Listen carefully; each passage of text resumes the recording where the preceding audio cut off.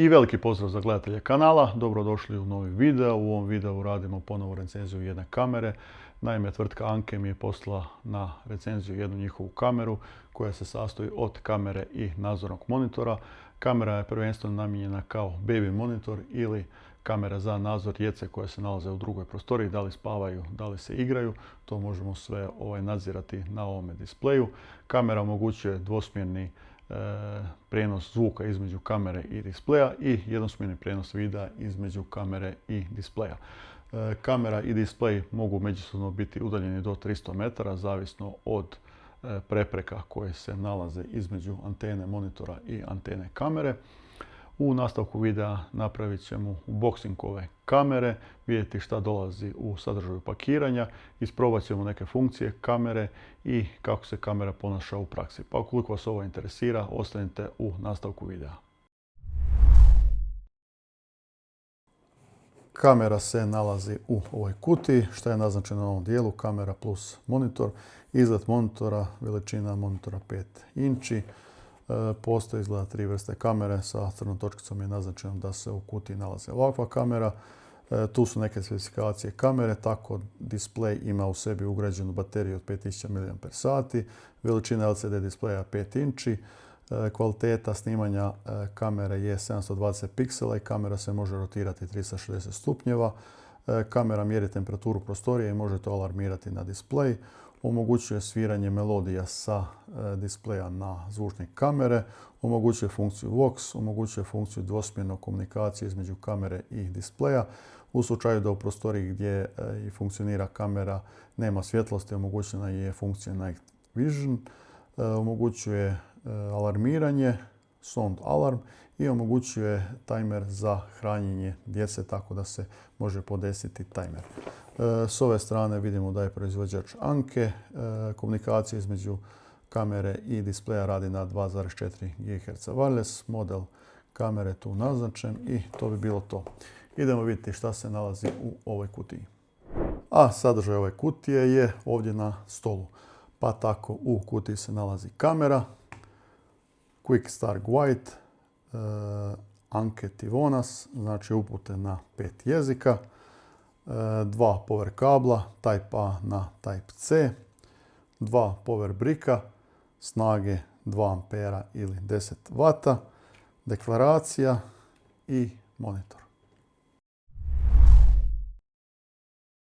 Kamera izgleda ovako. Osnovni dijelovi kamere su antena sa kojom se Wi-Fi-om povezuje na displej. Također u istoj anteni nalazi se i senzor temperature koji javlja temperaturu prostorije gdje se nalazi kamera. Ispod antene je USB Type-C priključak za napajanje. Kamera u sebi nema ugrađenu bateriju, tako da mora biti cijelo vrijeme povezana na neki power bank ili na napajanje sa USB Type-C priključkom. Tu se nalazi dugme za uparivanje između kamere i displeja. Sa zadnje strane se nalazi također i zvučnik, a sa prednje strane u ovom otvoru nalazi se mikrofon. Također tu se nalazi leća kamere i Night Vision senzor iznad leće kamere. Sa donje strane se nalaze 3 nogice na kojima kamera stoji, a u sredini nalazimo 1/4 inča priključak na koji možemo montirati ovu kameru na neki stativ ili neki nosač kako bi je lakše pozicionirali. Ovako izgleda displej, a displej se sastoji od nogice na koju se može nasloniti, od antene da bi se bolje povezao sa kamerom. Sa zadnje strane nalazi se i zvučnik, s bočne strane nalazi se USB Type-C priključak za punjenje, ali displej u sebi ima ugrađenu bateriju, tako da može raditi jedno vrijeme bez priključenog napajanja. Nakon paljenja, evo skinut ćemo ovo zaštitu displeja, evo ga. Displej se pokušava povezati sa kamerom. Da bi se povezao, moramo kameru uključiti u napajanje.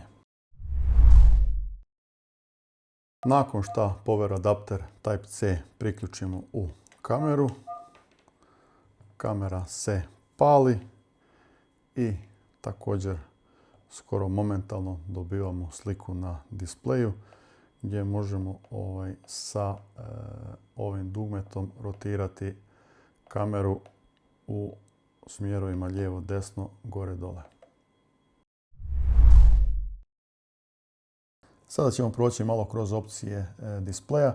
Displej na vrhu ima statusnu traku gdje pokazuje kolika je količina signala, koliko ima kamera spojenih trenutno, ima jednu, moguće i dvije spojiti, pokazuje datum, vrijeme, pokazuje eko način rada da će se displej ugasiti nakon određenog vremena, zadanog vremena, pokazuje status zvučnika, pokazuje status temperature na kameri i pokazuje status baterije. Sa ovim dugmetom palimo statusnu traku s donje strane gdje možemo pojačavati zvuk koji dolazi sa kamere. Zatim možemo pojačavati svjetlo i istišavati svjetlo displeja. Zatim možemo u trećem meniju dodati još jednu kameru, zakrenuti kameru ako visi sa stropa ili obrisati kameru sa displeja. Funkcija Vox, osjetljivost displeja na zvuk koji dolazi sa kamere, tako ukoliko je displej ugašen, kada dođe zvuk sa kamere, displej će se upaliti, to je funkcija Vox. Znači imamo funkciju puštanja glazbe sa displeja na kameru, imamo 5 predefiniranih zvukova ili možemo miksati svih 5. I možemo također pojačavati ili smanjivati taj zvuk koji dolazi sa kamere. Zatim imamo tajmer koji možemo podesiti od 1, 2, 4 ili 6 sati. Idemo ugasiti ovaj zvuk. Tako. I u opcijama, to je zadnji podiok, tu imamo da možemo raspone temperature. Sad je podešeno da znači između 17 i 30 stupnjeva bude normalna temperatura, a ukoliko promijenimo taj iznos, a ukoliko se u toj prostoriji spusti temperatura ili podigne iznad tih zadanih vrijednosti, dolazi do alarma. Zatim imamo podešenje da se displej ugasi nakon određenog minuta, 1, 2, 5 minuta ili da bude uvijek uključen. Zatim imamo mogućnost alarma da bude tih, glasan ili ga možemo skroz ugasiti. Zatim imamo mogućnost podešavanja točnog datuma, mogućnost podešavanja točnog vremena, mogućnost zamjene jezika, engleski, francuski, španjolski, njemački, talijanski. Zatim imamo informacije o displeju i kameri. Zatim imamo factory reset i to je to. Ovo su bile sve funkcije menija.